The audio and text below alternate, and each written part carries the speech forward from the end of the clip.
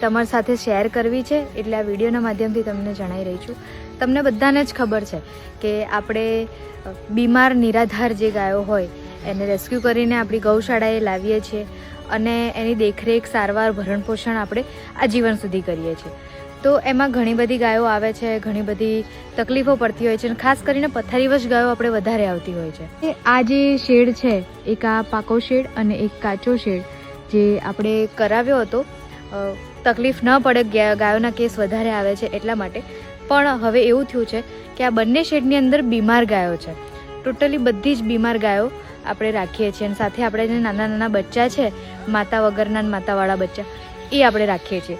તો તકલીફ હવે એવી પડી રહી છે કે જે સાજી ગાયો છે આપણી જોડે, એ સાજી ગાયોને આપણે બહાર ખુલ્લામાં રાખવા માટે મજબૂર બન્યા છે.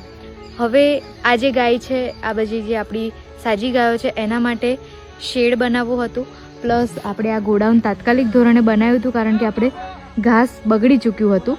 તો અને આ કાચું બનાવ્યું હતું કેમ કે આ ગોડાઉન નાનું પડે છે. પણ હવે આ બંને નાના પડે છે.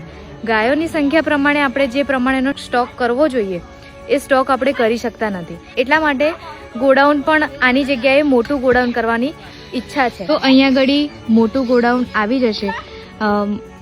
ગોડાઉન આ જગ્યાએ મોટું આવશે અને આ જે કાચો શેડ છે એ કાચો શેડ કાઢીને આટલે સુધી મોટો શેડ આવે એવી ઈચ્છા છે કે એનાથી આપણી બીમાર ગાયો પણ સચવાઈ જાય ને જે સાજી ગાયો છે, જેને સ્વસ્થ થઈ ચૂકેલી છે, જેનું ભરણપોષણ અહીંયા થઈ રહ્યું છે, જેનું ઘર છે, એના માટે પણ છત રેડી થઈ શકે.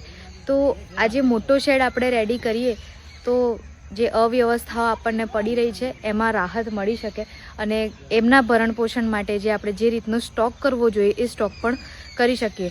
કારણ કે તમને પણ ખબર છે કે હાલ માવઠું, ગમે ત્યારે માવઠું આવે, ગમે ત્યારે ઝાકળ પડે, બધી તકલીફો પડતી હોય છે અને એમાં આપણે બહાર ખુલ્લામાં વધારે સ્ટોક નથી કરી શકતા, જેનાથી આપણને નુકસાનીનો ભય રહે છે.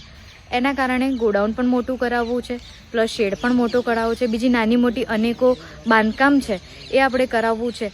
હવે આપ સૌને નમ્ર વિનંતી છે કે આ કામની અંદર તમે સહયોગ આપી શકતા હોય તો સહયોગ આપો, કાં તો એવા કોઈ દાતા હોય જે આની અંદર મદદરૂપ થઈ શકતા હોય તો એમનો પણ કોન્ટેક કરાવી શકો છો.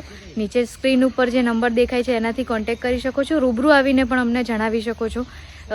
આટલી મદદ જો તમે કરશો તો આ જે આપણી બીમાર ગાયો અને સાજી ગાયો છે એમના માટે આપણે છત બનાવી શકીશું ને એમના ભરણપોષણ માટે સારો એવો સ્ટોક કરી શકીશું.